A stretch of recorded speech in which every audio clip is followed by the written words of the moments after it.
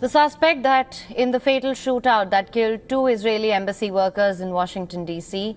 has been officially charged. A federal court charged the suspect with at least 2 counts of first-degree murder. Elias Rodriguez was taken into custody after the shooting outside the Capitol Jewish Museum in Washington, D.C. The 30-year-old from Chicago has also been charged with a criminal complaint of murdering foreign officials and for using firearms.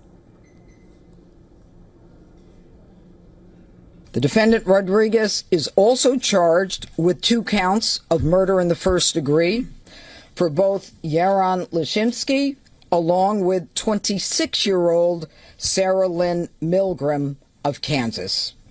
In addition, there are several felony firearms charges for discharging a firearm in the middle of a violent crime and for causing the death of an individual through the use of that firearm.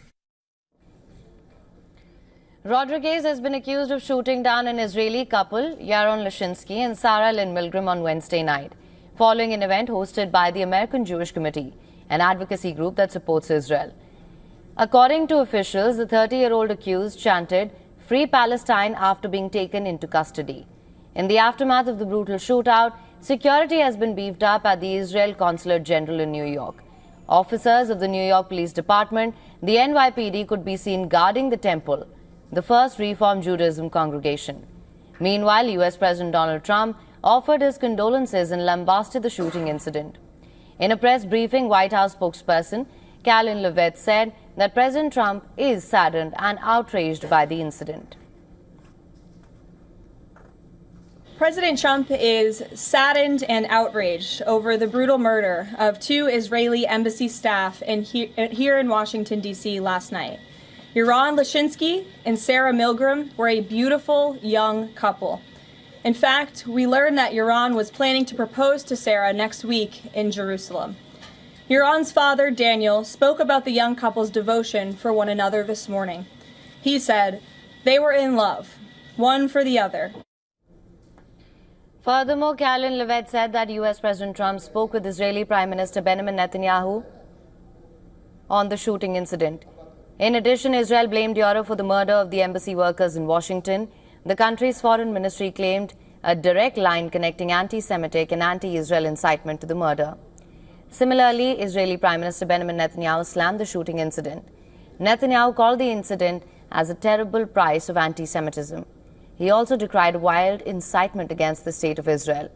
Furthermore, the Israeli Prime Minister criticized France, Britain, and Canada of emboldening Hamas militants, following their condemnation of Israel's offensive expansion into Gaza.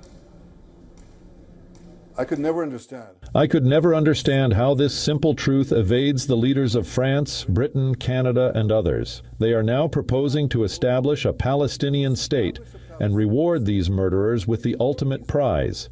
They want Israel to stand down and accept that Hamas's army of mass murderers will survive, rebuild, and repeat the October 7th massacre again and again and again, because that's what Hamas has vowed to do. Jews since the Holocaust.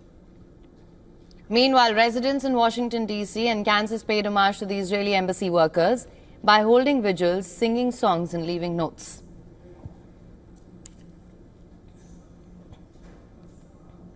Cheers.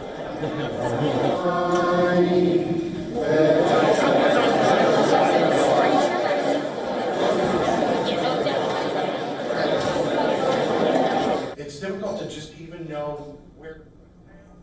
And Israeli Prime Minister Benjamin Netanyahu announced his pick for the next head of the Shin Bet domestic security agency, defying the country's attorney general and significant segment of the public. Now, Netanyahu's office said Major General David Zini has been appointed as the next head of the Shin Bet.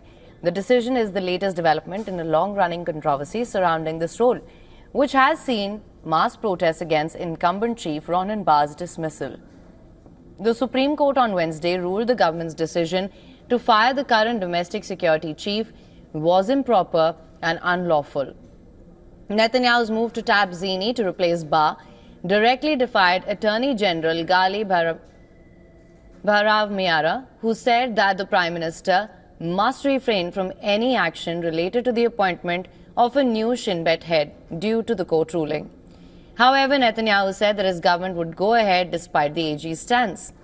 Major General David Zini is the son of immigrants from France and the grandson of a Holocaust survivor. He has held many operational and command positions in the Israeli military, including for some elite units and combat brigades. Zini's appointment came after more than 2 months of political and legal wrangling over who should head the powerful agency. In March, Netanyahu said that he was dismissing Ronen Bar due to ongoing lack of trust, while Bar himself has said that he will step down in June. The move was challenged in the court by NGOs in the political opposition. Following Thursday's announcement, opposition leader Yair Lapid called on General Zini to announce that he cannot accept his appointment until the Supreme Court rules on this matter, while an NGO said that it will file a legal petition against this appointment.